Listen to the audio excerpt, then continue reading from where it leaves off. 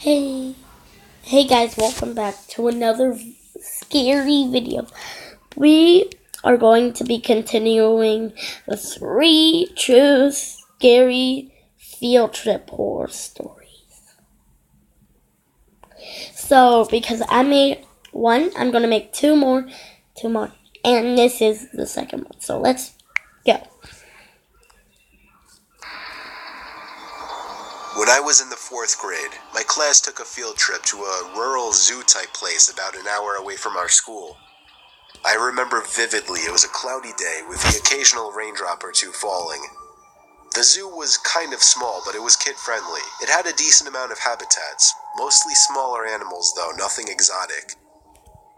There was also a big building as part of the zoo where taxidermied animals were put on display, along with other interesting attractions that I don't really remember. Admittedly, I was kind of off in my elementary and middle school years. I would do weird antisocial things and my teachers and my mom would pick up on it. For whatever reason, when we were touring the building as a group, I decided to walk into one of the bathrooms without telling any of the teachers.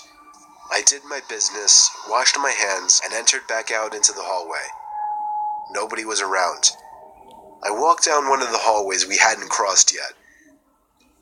I still vividly remember the dim, moody lighting and the scarlet red carpets of the hallways. My 8-year-old imagination was going wild as I witnessed all the stiff, lifeless animals that were once alive behind the glass boxes. I stopped in my tracks when I saw some man, obviously hiding behind a stack of chairs. I think I laughed, thinking the man was joking around. He came around from the chairs and walked over to me, asking where the group went. I said, I don't know. He grabbed my hand and told me to follow him. I must have thought he was taking me back to the group. He led me to an exit door which led to the back section of the building by a couple of dumpsters, a few benches. What you reacting to right now? I already made another. Did you upload it? Not yet. When you get done with this, I'm gonna give you. I got like 4 more. I got 4 that you need to upload. I'm not gonna upload it. How do I do it? I'm gonna teach you, and I'm gonna tell you one thing. Keep this little thing hidden. I'm tired of staring directly at it. And the woods. When we got outside, his tugging became a lot more aggressive, and his grip became tighter around my arm. He was pulling me into the woods. I didn't scream or cry for help, but I remember the feeling I felt in my stomach, like I was so afraid that I could throw up. And then a woman screamed at the top of her lungs. It was one of the teachers on the other side of the fence. The man let go of me and ran into the woods. Moments later, a few of the teachers ran outside the exit door to this side of the fence and pulled me back inside. The teachers all yelled at me, but at the same time comforted and smothered me. They called my parents, and the field trip was officially over. The owners of the attraction called the cops. We all got back on the buses, and we all went home. As my bus was leaving the parking lot, however, my observant 8-year-old self spotted the man crouching down in the woods near the road, hiding behind a branch, watching the buses pass. Once again, for whatever bizarre reason, I kept quiet. I was probably too shy at the time or just too shaken up to say anything.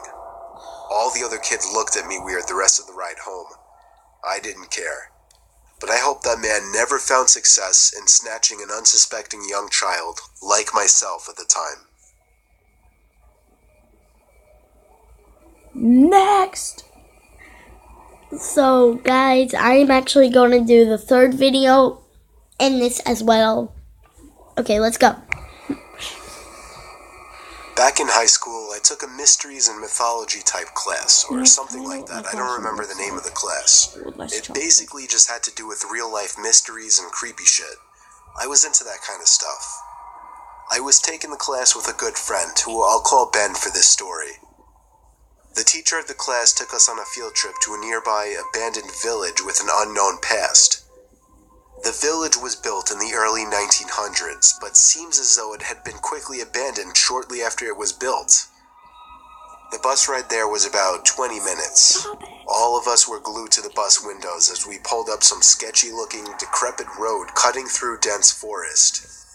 The road eventually led to a clearing. We were there. We stepped out onto the road, which had grass growing through the cracks. The grass surrounding was almost knee-high. Then there were the buildings.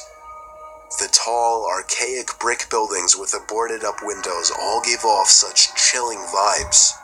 The teacher lined all 20 of us up, counted heads, and then began leading the way. The point of this little field trip was to use the so-called skills we learned in class to see if we could put anything together about why the village may have been abandoned so long ago. Some of the buildings had holes in the walls to serve as entryways. There were even holes in the ground next to some of the buildings, seemingly dug to get into the basements of some of the buildings, which seemed creepy. There was one building, though. It stood taller than any of the others. It just intrigued me the most.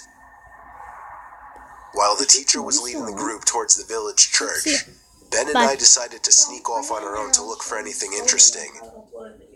When we walked off in the direction of the tallest building, we saw a hole in the ground. It was dug by the back door of the building, which had been sealed off.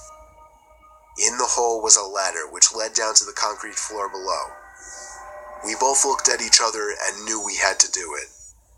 Ben climbed down first, then me. Luckily, this was just around the time Apple started putting flashlights on their phones, so we had a source of light. It was creepy down there. There were a couple of beer bottles, one graffiti tag on the wall, and dusty wooden planks everywhere. There was a wooden stairway which led up to complete darkness, since all windows and doors had been sealed shut from above.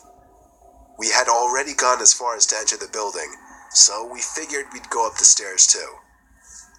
I went first, and with each step, the creakiness of the 100-year-old wood made me feel as if I was going to fall through each and every step. Ben followed suit. This floor of the building was very tight.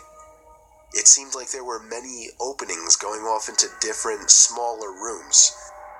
It was so dark in there, you would never even guess it was daytime. Ben and I were honestly starting to get creeped out in there, and agreed to go back outside. But just then, there was a noise in one of the tiny rooms. Like a big rock hitting the concrete floor. A normal instinct would be to run, but Ben and I froze, locked eyes for a moment, then both tiptoed over to the opening of the room. We shined the lights into the room, and ran. We ran back down the stairs and then up the rusty ladder back outside. We caught up to the group out of breath. We didn't say anything, though, to avoid getting in trouble. One of our classmates asked us what was wrong. We told him we snuck into one of the buildings, and in one of the rooms, when we shined the light into it, we saw 3 guys standing maybe 10 feet away from the doorway, facing Ben and I in a weird formation, as if they were waiting for us. As we continued following the group, we paid extra attention to the tall building we entered from the distance. And before leaving, we saw a person's face at one of the higher level windows that had not been boarded up. We never told the teacher in fear of getting in trouble. We didn't know what to think. Were those just homeless people living in there? Were they gang members in hiding? Ben freaks me out with his theory. He says they were ghosts of the people who once lived in the town.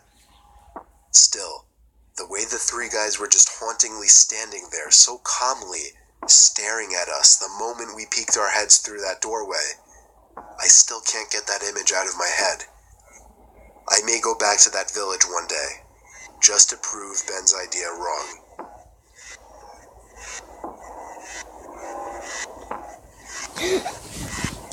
So guys, that was crazy. And I'm just trusting all. We're never doing one of those again, like in a month. So bye guys, I'll see you later.